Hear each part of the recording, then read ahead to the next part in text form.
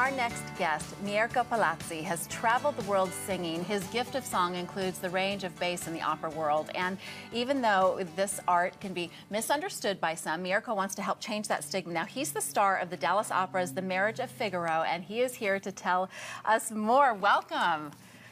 Thank you. So glad to have you here. Now, you're performing in this opera in Italian. You are, in fact, Italian. Yes, I am. So this must be a piece of work that's very close to your heart. Yeah, the language, yes, it's my language. And also, the music is from Mozart, which is not Italian, but the music is so sparkling. It's beautiful, a beautiful comedy. It's so fun and dynamic.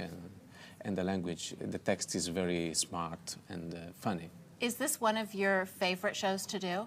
Yes, of course. It's the main role, and everything around it's twisting. It's beautiful.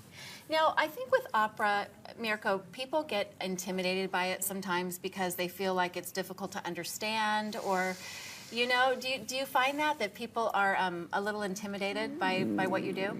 Yes, I think there is, come si dice? How can I say? I think a way of thinking about opera. This is what you told, but if you are inside a little bit, it's not so like that, because first of all, there are the subtitles with the translation. There are English translations. For you, English translation, yes. For me. For me specifically, yes. Not yes. Also, we use also in Italy, you know, because sometimes it's our fault, the words are not so clear. It has to be, but sometimes are not. So maybe you have to know the synopsis. Right. Maybe this is the minimum, the context. Right. Yeah. And you know, Mirco told me a secret too about opera, that sometimes it is better to sit up high in the balcony seats to get the true sound of the voices rather than the orchestra. Yes, right? normally in the theaters, the best sound is behind, not in front. You know, because more you are in front, more the sound of orchestra is strong, and less is the stage.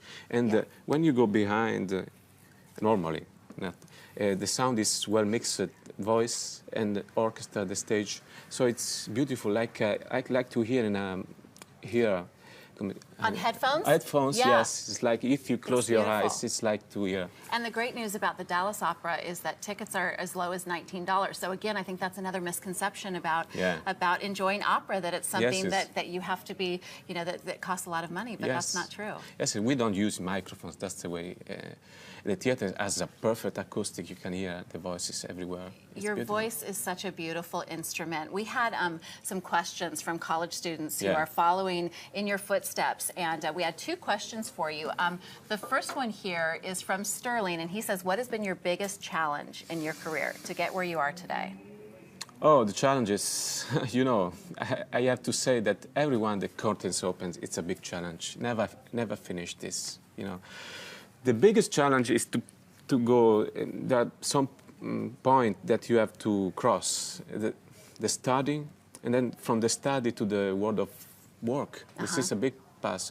And you get your big break, right? Yes. Yeah. In the beginning, maybe you sing some concert with the piano, you know, and then you go to the stage playing a characters with the costumes, with the lights, with the colleagues, with the orchestra, with a director, with a conductor. This is a big challenge. Yeah. Even you do your first opera is very, wow, where I am. Very hard, right? Very hard. I would imagine I never finished this one. I would imagine that every performance is an education for you, that you probably learn something more about your voice and how to control it, how to perform, how to connect with the audience, every performance. Yes, you're never the same. Yeah. And also your voice is never the same. It depends a lot of things. You're nervous, you didn't sleep.